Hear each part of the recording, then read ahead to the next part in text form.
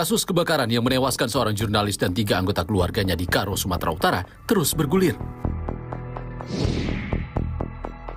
Dinilai janggal, keluarga Afif Maulana, bocah SMP yang tewas di Padang, Sumatera Barat, mendesak Komnas HAM bentuk tim investigasi.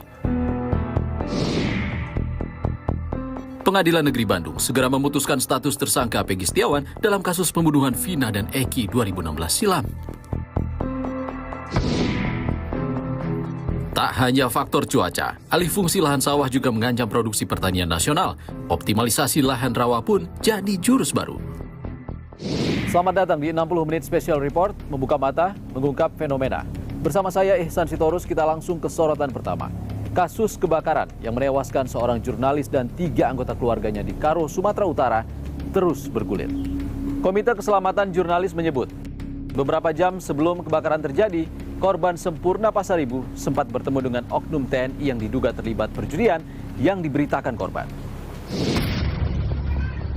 Kasus kebakaran yang menewaskan jurnalis dan 3 anggota keluarganya di Kabupaten Karo, Sumatera Utara terus bergulir.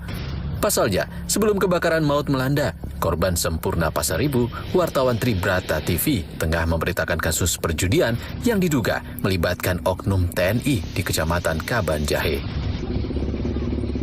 Dewan Pers meminta TNI dan Polri membentuk tim investigasi untuk mengusut tuntas kebakaran yang menewaskan Sempurna Pasaribu dan keluarganya.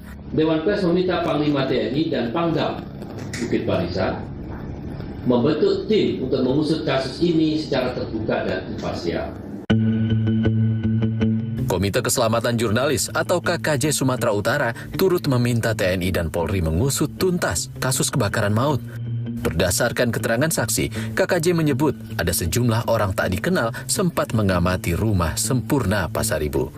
Pasaribu ini sempat menghilang, sempat mengamankan diri karena merasa terancam. Dia menduga ancamannya itu berasal dari pemberitaan yang dia buat. Nah, penelusuran kami kepada para saksi sebelum kebakaran itu terjadi, ada sekitar 5 orang yang berseliweran di seputaran rumah Bang Pasaribu.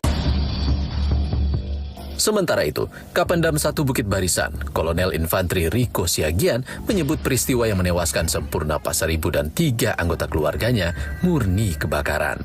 Kapendam mengaku siap mengikuti proses hukum.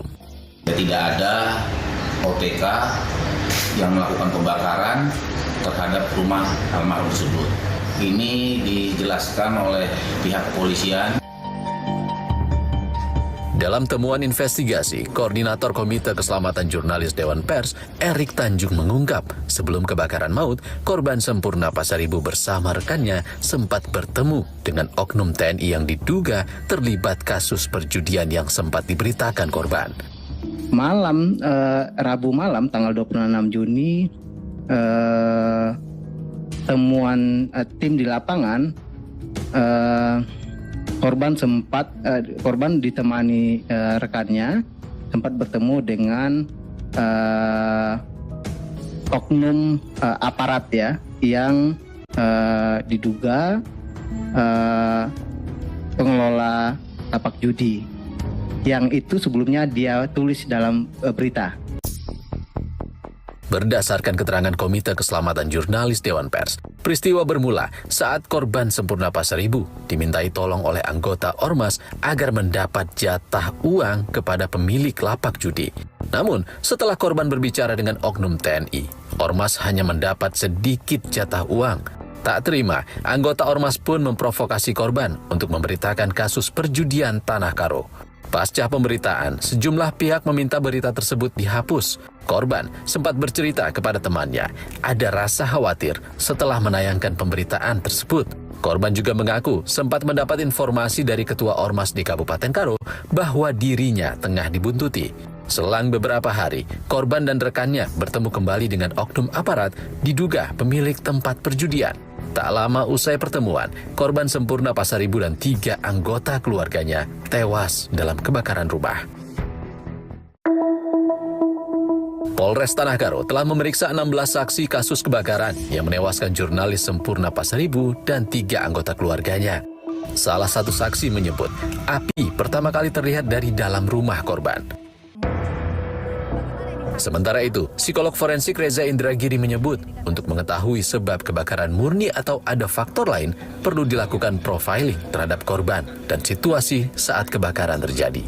Untuk misalnya membuka jejak-jejak komunikasi yang dibangun oleh korban dengan pihak-pihak lain, dan juga mengetahui kebiasaan-kebiasaan atau pola hidup korban.